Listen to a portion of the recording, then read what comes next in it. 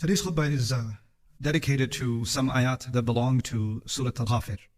And my recommendation to all of you that are here is that you should, after the prayer is over and you have some time over the weekend, also just open up Surah Al-Ghafir and contemplate the word of Allah. I felt to address what many of us are feeling during this time, that this is one of the places in the Quran that can bring us some healing and also give us something to contemplate, and perhaps even give us some guidance to understand the world around us. The place that I've chosen to share with you about is a section of the story of Musa alayhi salam, which is mentioned in many, many places in the Quran, but it takes a unique turn in this place, in Surah Al-Ghafir. The way that Allah Azza wa Jal described this story is different. It stands in a unique position. And the beginning ayah that I read to you is that Allah Azza wa Jal sent Musa alayhi salam to Pharaoh, and he says about that, بِآيَاتِنَا وَسُلْطَانٍ مُبِينٍ, with our ayat and with clear authority. Just to put this in perspective, Pharaoh was considered a superpower, and his empire was considered the mightiest empire of his time. No military on the earth was willing to challenge the Pharaoh. And they had political alliances with some of the great other civilizations of the world, and the royals and the princes from other nations used to come and get their education from them, from the pharaohs. So the Fara'ina were the superpower of the time, economically, politically, socially, and one of the reasons they built these monuments that are still standing, some of them in Egypt today, is because if anybody would walk by or their ship would pass by or travelers would come by, they would look at those monuments and they would say, we don't want to mess with these people. These people are far too advanced for us to be able to mess with them. And Pharaoh is described in other places, his entire civilization, as Dhil Autad, people of pegs, of Pharaoh Dhil Autad. And the reason, lots of commentary on that and the Mufassirin, but a few things I will share with you. When you have a large military presence or you're a military state, then you have to keep moving your military all over your region. And so everywhere the military goes, they set up a military camp. And the camps are portable.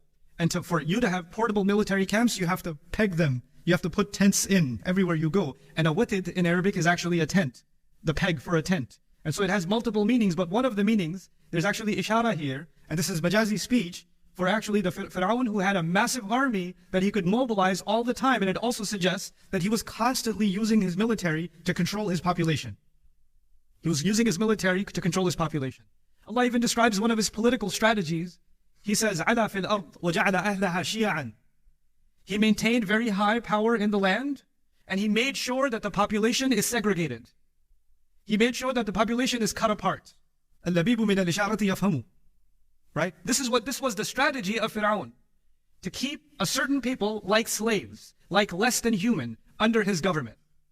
And when he was doing this, Allah Azza wa Jalla said Musa alayhi salam to him to challenge him and said, not just that Allah sent him with his ayat, with revelation, with the word of Allah, but also bi sultan mubin. Sultan bima'na dalil. Sultan is burhan, sultan is evidence, but sultan also means authority.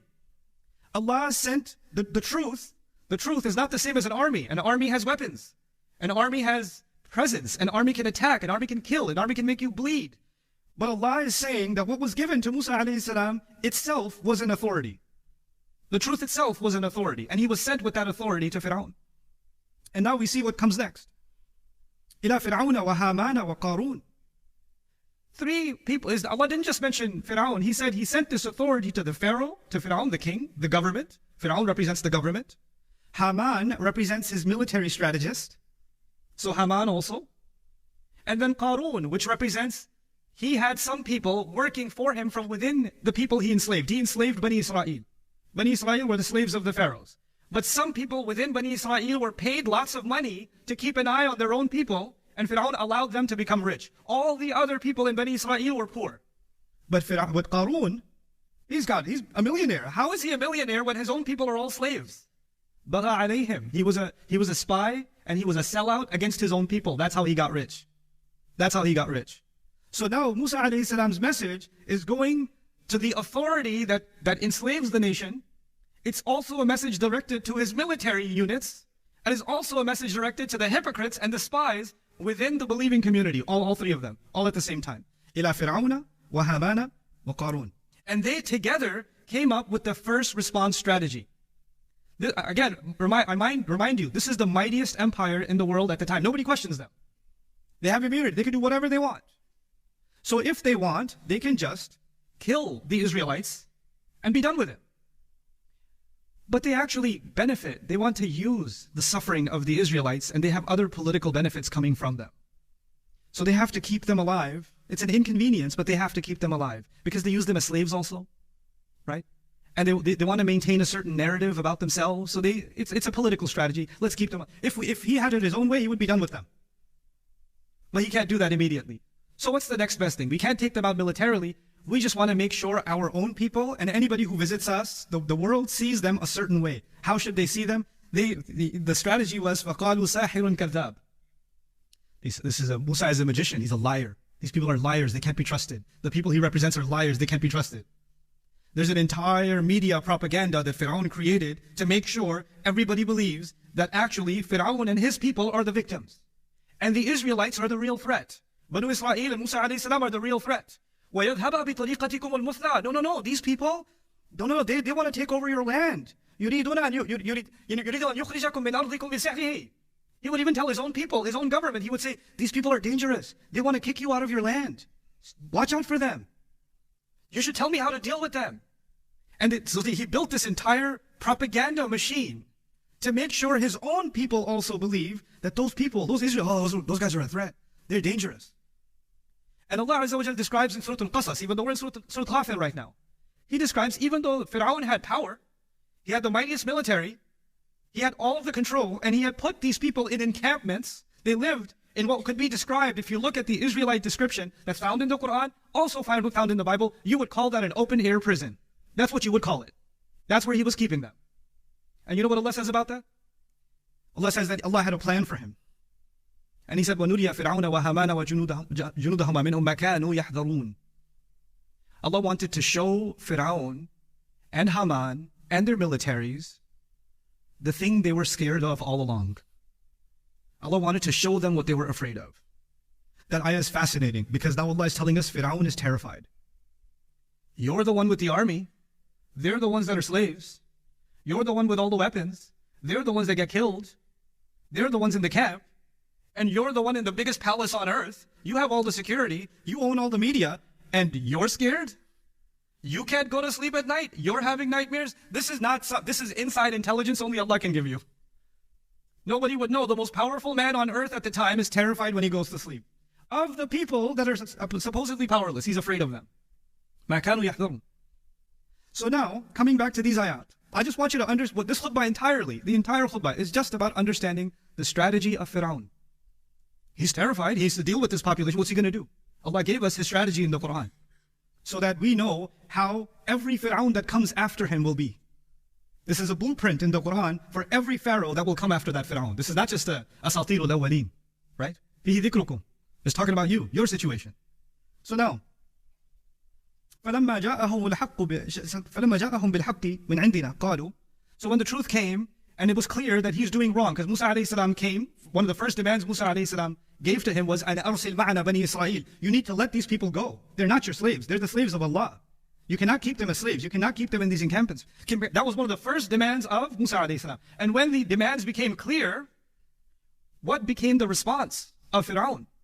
Allah says, describing his response, اُقْتُلُوا أَبْنَاءَ الَّذِينَ آمَنُوا مَعَهُ. Kill the children of anybody who believes in this cause with him. Kill their kids. We don't care about killing them. We want to break their spirit by killing their children. Target the children.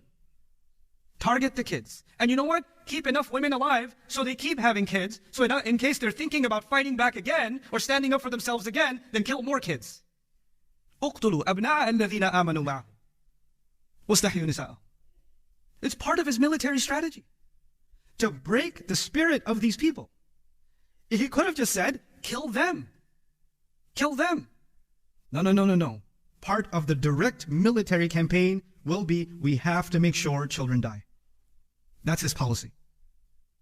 اقتلوا أبناء الذين آمنوا معه واستحيوا نساءهم وما كيد الكافرين إلا في ضلال. Allah subhanahu wa ta'ala could have said at the end of this ayah, وَمَا كَيْدُ فِرْعَوْنَ إِلَّا فِي ضَلَالٍ. ولم يقل ذلك. قال وما كيد الكافرين إلا في ضلال. فلم يقيد الآية بفرعون سبحانه وتعالى. قال عند نهاية الآية وما كيد الكافرين من الآن إلى الأبد إلا في ضلال. And the scheme of disbelievers will always go to waste. Always go to waste. And Allah is now telling us that this strategy of Pharaoh will not die here. There will be other Pharaohs that will come. And they will employ this strategy. And in the end, that strategy will always fail. وَمَا كَيْدُ الْكَافِرِينَ إِلَّا فِي ضَلَالٍ. Now look at this. When even that strategy wasn't working, it's still not, you're not able to suppress this voice. And these people are not leaving their faith.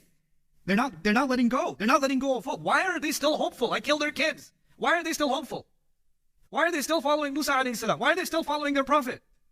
We don't understand this. So he says, we have to have a final solution. ذَرُونِي أَقْتُلْ Musa.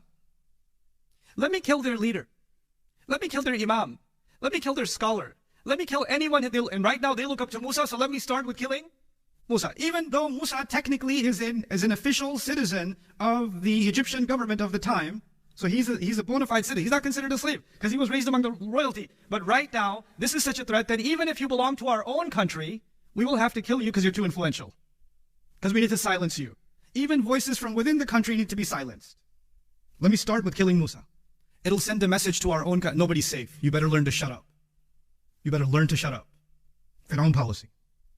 And then he makes what you could consider a press release. You know, Pharaohs make press releases all the time, from the old times too. Here's the press release he gives. إِنِّي أَخَافُ أَن يُبَدِّلَ دِينَكُمْ أَوْ أَن يُظْهِرَ فِي الْأَرْضِ الْفَسَادِ. If we keep letting these people go and we keep letting Musa go, he might end up changing your religion. He might radicalize you. He might make you an extremist. He might convert you to this barbaric cause. And if he does that, there's going to be corruption in the country. We have to save the nation. Our nation is already perfect. You know what perfect is in there? One of the words for perfection is al-muthla. يعني التأنيث من الأمثل. And what is that? That you have other people from other countries, they look at us and say, oh my God, they're the best. We're the best. Everybody gives our example.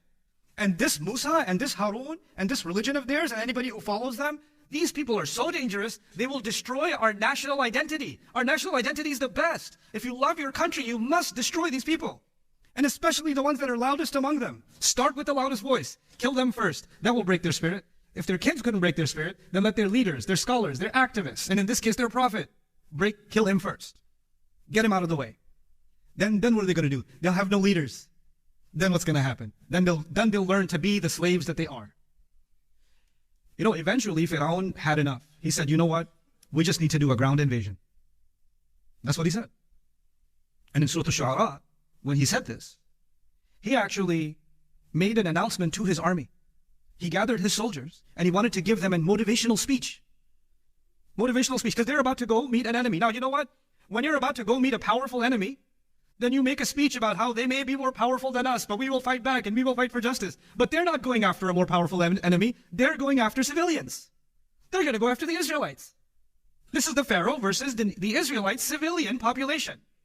And the rationale is, even if all of them don't believe, some of them believe, that's enough for us as a justification to kill all of them. The rest of these Israelites are just human shields.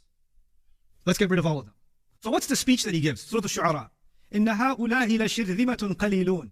These are a pathetic, powerless, useless group of people. وَإِنَّهُمْ لَنَا لَغَائِظُونَ. And they have enraged us. Aren't you angry? He's making his soldiers angry. We got to get rid of these insects, these animals. We have to clean our country from them. وَإِنَّا لَجَمِيعٌ حَاذِرُونَ. And we will take every precaution we can this time. We will make sure the plan is fully executed. This is the speech he's giving to his own army. This is just a small problem. This is just a small group of people. Let's just get rid of this problem once and for all. Let's go in there and get them. And so this is his speech in Surah Al-Shu'ara. Now I come back. One, he's telling his people, because if you let these people go, the nation will never be safe. He's letting these people know these people are a threat. Because of them, there's corruption and violence in the land. And you'll hit off al fasad. So I'm doing this. I'm killing them because that's what's good for the country. So if you love your country, you will join me in killing them. He made the genocide a national cause. A national cause. Allah describes in the Quran, زَيَّنَ لَهُمُ الشَّيْطَانُ أَعْمَالَهُم. The devil makes the most evil things look like something beautiful. I imagine he would have given a speech and said, Egypt has a right to defend itself. And we're going to defend ourselves against this Islamic threat of Moses and his followers. We must go in there and eradicate this threat. It is too much. It has gone on for too long. We have tolerated this for too much. Enough is enough. We will take every precaution we can. وَقَالَ رَجُلٌ مُؤْمِنٌ مِنْ آلِ فِرْعَوْنَ. And actually before that, وَقَالَ مُوسَى إِنِّي عُذْتُ بِرَبِّي وَرَبِّكُمْ مِنْ كُلِّ مُتَكَبِّرٍ لَا يُؤْمِنُ بِيَوْمِ الْحِسَابِ. Musa alayhi salam responds to this public announcement that genocide is coming and said, I seek the refuge of my master and your master from every arrogant tyrant that does not believe in the day where they have to stand trial. I seek Allah's refuge. I seek my Rabb's refuge. And He's not just my Rabb, He's your Rabb too, no matter how much you're in denial of it. That's what he tells Pharaoh. Time for my khutbah has run out, but I'll just tell you one last thing. There were people inside the Pharaoh's own administration who couldn't take it anymore. There were people living in Egypt that saw that we have enslaved a population. And it's wrong. And I know if we speak up, we might get arrested too. We might even get killed and nobody will find out how. That might happen too. But one of them who was hiding his faith and he was keeping his conscience hidden all this time, a time came where even he spoke up. It's called Mu'min Ali Fir'aun, very famously. And he gave a long speech. His speech is really powerful. And I encourage you, because the time is up for this khutbah, I encourage you to really go through the entire speech in Surah Ghafir. What did he say? Why is his speech so important that Allah put this in the final word to humanity? Why is this so important? I'll just give you one thing from his speech. He says, أَتَقْتُلُونَ رَجُلًا أَنْ يَقُولَ رَبِّيَ اللَّهِ. You're going to kill someone only because they believe in Allah. They say, my master is Allah. وَجَاءَكُمْ بِالْبَيِّنَاتِ مِنْ رَبِّكُمْ. And all the clear evidences have come to you from your Rabb. وَإِنْ يَكُ كَاذِبًا فَعَلَيْهِ كَذِبُهُ وَإِنْ يَكُ صَادِقًا يُصِبْكُمْ بَعْضَ الَّذِي يَعِدُكُمْ. Here's the ending that I want to discuss with you. إِنَّ اللَّهَ لَا يَهْدِي مَنْ هُوَ مُسْرِفٌ كَذَّابٌ. Allah will never guide. And guidance has many meanings. One of them is just spiritual guidance. The other is Allah will never let the plan reach its fruition. Whose plan will never reach fruition? Anyone who does excessiveness, who responds to something with excess. If the Pharaoh will say, if they killed one of ours, we're going to kill 1,000 of their kids. And we're going to smile about it. This is Muslim. And then when we do it, instead of saying we're doing something excessive, we're going to tell the world that we are actually just defending ourselves. And this is the least, it's very unfortunate, but this has to be done. This is the only solution. Kadhab. Allah says Allah will never guide the scheme of anyone who is Musrif and Kadhab. And this is how Allah saved the Israelites, the followers of Musa alayhi salam. This is a story not about the Muslims of today. This is not a story about the followers of Muhammad Rasulullah sallallahu alayhi wasallam. This is a story of the children of Israel, who were enslaved and who were kept in that captivity by a terrible tyrant, and how Allah guided us to what tyrants forever will do. So they and us and everybody else can learn the formula of tyrants.